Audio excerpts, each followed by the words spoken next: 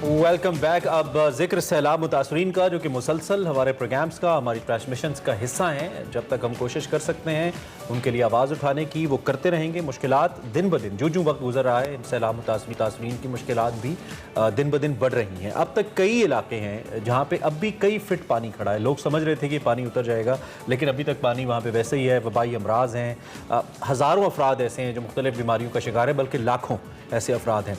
तकरीबन 50 के करीब मुतासरीन के जाँ बहक होने की भी इतलात हैं। मौसम दूसरी जानिब जो कि तेज़ी से तब्दील हो रहा है, तो वक्त से पहले ये मौसम के सर्द होने की वजह से भी बहुत सारी मुश्किलात हैं। मुतासरीन के सर पे छत नहीं है, बदन पे कपड़े नहीं हैं। सर्द होता मौसम मज़ीद चैलेंजेस बढ़ा रहा है। सिंध हुकूमत ने कुछ खैबा बस्तियाँ आबाद करनी शुरू तो किए हैं जहाँ मुतासरीन को मदद फराहम की जा रही है, मगर अब भी बहुत बड़ी तादाद है, बल्कि ज़्यादा तादाद है कि उसके बगैर है। बिल्कुल, जो खुले आसमान तले रहने पर मजबूर हैं उनकी भी मदद की जाए और इन इलाकों में भी जो है पहुंचा जाए, वहाँ पर रसाई होनी चाहिए। सैलाब से मुतासरा इलाकों में जो सबसे ज़्यादा परेशान कुन बात है वो है वबाई अमराज का शिकार, जो कि दिन ब दिन मरीज़ बढ़ रहे हैं। सिर्फ अगर हम बात करें सितंबर के हवाले से, तो डायरिया के 2,15,000 से ज़ायद केसेस रिपोर्ट हुए हैं, जो रवा साल किसी भी माह के दौरान आने वाली अब तक की सबसे ज़्यादा तादाद है। सैलाब मुतासरीन की इमदाद और फौरी ज़रूरत के शा के हवाले से बात की जाए तो उसकी तरसील को हुकूमत और पाक आर्मी की जो मुश्तरका कोशिशें हैं इस हवाले से जारी हैं,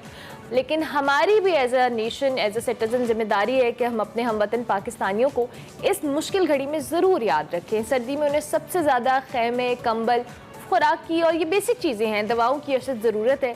आपके दिए गए गर्म कपड़े हों, कंबल हों, दवाएं हों, किसी की जान बचा सकती हैं। और इन इमदाद और एहतियात का सिलसिला जारी रखना चाहिए, रुकना नहीं चाहिए, क्योंकि वक्त के साथ साथ उनकी मुश्किलात बढ़ेंगी। क्योंकि जितनी बड़ा ये डिज़ास्टर था उसके लिए हमें बहुत ज़्यादा अभी भी ज़िम्मेदारी का मुजाहरा करते हुए उनकी हेल्प करनी चाहिए। सैलाब से मुतासरा जो कराची था पेशावर रेल सर्विस है, वो 35 दिन बाद बहाल हो गई है, जबकि दूसरी जानिब लाहौर कराची, लाहौर सेक्टर में भी 3 train service Karakoram express, Karachi express और पाक बिजनेस एक्सप्रेस 5 अक्टूबर तक बहाल करी। इस हवाले से ये जो तिब्बी मसाइल हैं, इस पे बात करने के लिए हमारे साथ डॉक्टर सीमी जमाली साहिबा हैं, जो कि चेयरपर्सन है टास्क फोर्स फॉर हेल्थ की। उनसे हम ज़रा बात करते हैं। डॉक्टर साहिबा, थैंक यू वेरी मच, आप हमारे साथ मौजूद हैं। ये मौजू रखने का और बार बार आप जैसी शख्सियात से बात करने का मकसद एक ही है कि इस इशू को ज़िंदा रखा जाए, इस पे इसकी अहमियत उजागर करते रहना चाहिए हमें। आपके पास क्या ताज़ा तरीन सूरत हाल है? चूँकि हमें मालूम है कि फैक्ट्स एंड फिगर्स तो ठीक नहीं है इस वक्त, जो ग्राउंड रियलिटीज़ हैं, लेकिन काम क्या हो रहा है इस पर? क्या हम कुछ कर रहे हैं? अस्सलाम वालेकुम and thank you very much. आपने बहुत ही अच्छा सब्जेक्ट उठाया इस वक्त। आई एम वेरी ग्लैड कि आपने फेलो पाकिस्तानी से अपील की है कि वो हेल्प करें। इसमें आर्मी और गवर्नमेंट जो है, सिंध गवर्नमेंट या जो भी गवर्नमेंट हैं, ये सारे के सारे मिलकर काम कर रहे हैं इस वक्त। और रेस्क्यू का ऑपरेशन हो चुका है, रिलीफ ऑपरेशन हो रहा है, एंड अब रिहेबिलिटेशन की प्रोसेस में हम चले गए हैं। रिहैब में अब इट विल टेक टाइम, एक दिन का मामला नहीं है कि आप टेंट सिटी कायम कर दें और लोगों को हर किस्म की फैसिलिटी अवेलेबल कर दें। पानी अभी भी जगह जगह खड़ा हुआ है और इससे बहुत ज्यादा ताफुन भी फैला हुआ है। ना सिर्फ ताफुन फैला हुआ है, लोगों को availability of clean drinking water भी नहीं है। तो जो आर्मी कर सकती है, जो सिविल गवर्नमेंट कर सकती है, वो तो सब हो ही रहा है, लेकिन पानी भी क्लियर करने की जरूरत है। तो ये आहिस्ता आहिस्ता चीजें होंगी, लेकिन हो रही हैं। अच्छा डॉक्टर साहबा, एक अगर सवाल भी आपसे करूं कि ये जो कोशिशें इतनी स्लो हैं, क्या वाकई डॉक्टर साहबा हमारे पास वसाइल इतने कम हैं, या आपको लगता है कि कहीं ना कहीं हमारी इंतजामी नाअहली है, हम स्लो हैं, जो लोग अपने हालत में ठीक हैं उनको कदर नहीं है उन लोगों की परेशानी की? कुछ ऐसा है आपको लगता है? बिल्कुल हम स्लो हैं, थोड़ा स्लो तो बिल्कुल डेफिनेटली हैं, लेकिन कदर बिल्कुल है। हम जैसे पाकिस्तानियों को फेलो सिटीजन्स की बहुत कदर है। हम चाहते नहीं है कि वो इस मुश्किल में अकेले रह जाएं और हम हैंड एंड ग्लव उनका साथ दे रहे हैं। लेकिन ऑब्वियसली पाकिस्तान में आपको मालूम है कि there is a lot of poverty. ये सारे लोग जितने भी थे, ये पॉवर्टी लाइन के नीचे रहने वाले लोग हैं। तो इनको मसाइल तो बहुत ही ज्यादा थे, पहले से ही इतने मसाइल थे, अब तो और भी ज्यादा हो गए, यानी कि आप समझें कि डबल हो गए।